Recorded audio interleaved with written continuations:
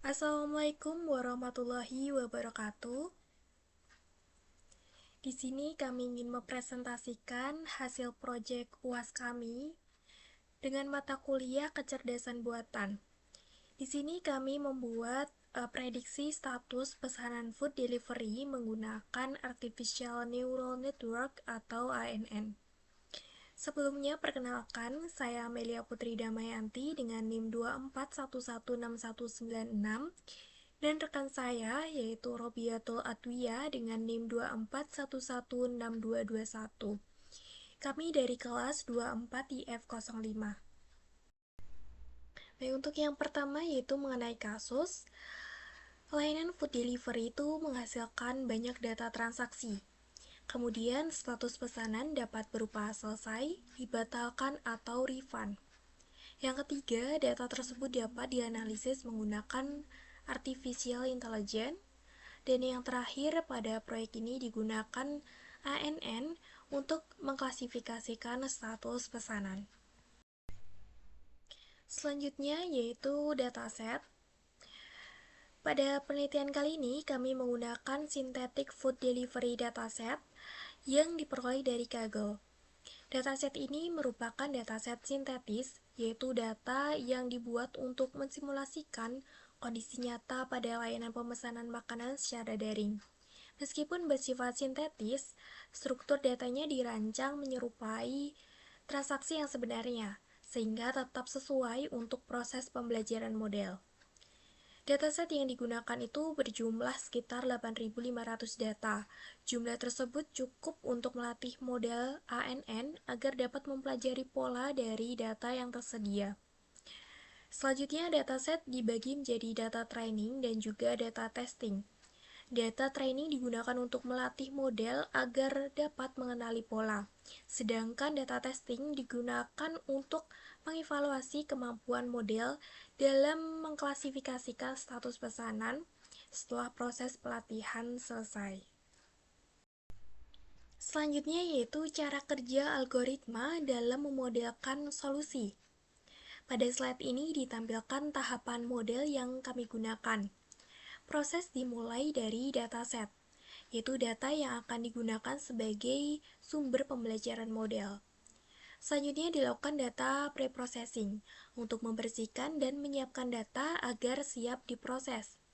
Setelah itu dilakukan encoding dan normalisasi, yaitu mengubah data kategorikal menjadi numerik serta menyamakan skala nilai setiap fitur. Berikutnya data dibagi menjadi training dan testing menggunakan trend test split. Data training digunakan untuk melatih model, sedangkan data testing digunakan untuk menguji performa model. Selanjutnya data diproses menggunakan artificial neural network. Pada setiap neuron, nilai masukan dihitung menggunakan persamaan, yaitu Z sama dengan sigma WIXI plus B, yaitu menggabungkan data masukan dengan bobot, weight, dan bias. Hasil perhitungan tersebut kemudian diproses menggunakan fungsi aktivasi ReLU, yaitu ReLU Z sama dengan max 0,Z. Fungsi ini membuat nilai negatif menjadi 0, sehingga model dapat mempelajari pola data dengan lebih efektif. Pada bagian output digunakan fungsi softmax untuk menghasilkan nilai probabilitas dari setiap kelas. Kelas dengan probabilitas terbesar akan dipilih sebagai hasil prediksi, yaitu selesai, dibatalkan, atau refund. Setelah proses training selesai, model melakukan prediksi dan hasilnya dievaluasi menggunakan beberapa metrik seperti akurasi, confusion metric, dan classification report. Perkenalkan, nama saya Robiatul Atuyah dengan NIM 241162221. Di sini saya akan menjelaskan analisis hasil. Yang pertama ada hasil program, kemudian ada insight, dan juga ada keterbatasan. Saya akan menjelaskan hasil program terlebih dahulu. Di sini ada model memperoleh nilai akurasi sebesar 95%. Kemudian ada grafik loss menunjukkan penurunan selama proses training sehingga model berhasil mempelajari pola data. Kemudian Confession matrix menunjukkan sebagian besar data berhasil diprediksi dengan benar.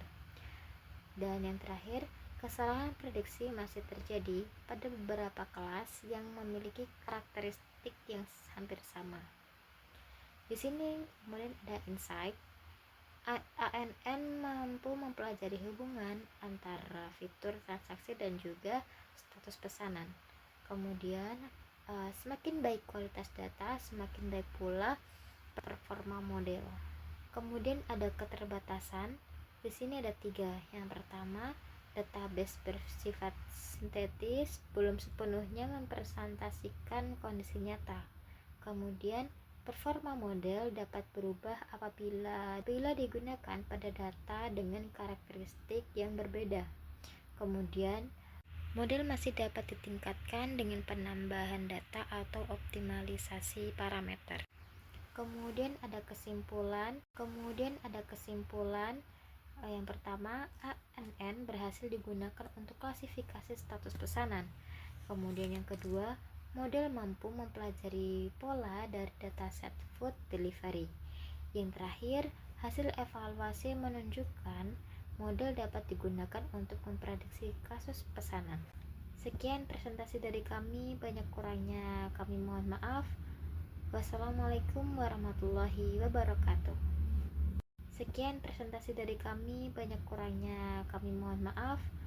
Wassalamualaikum warahmatullahi wabarakatuh.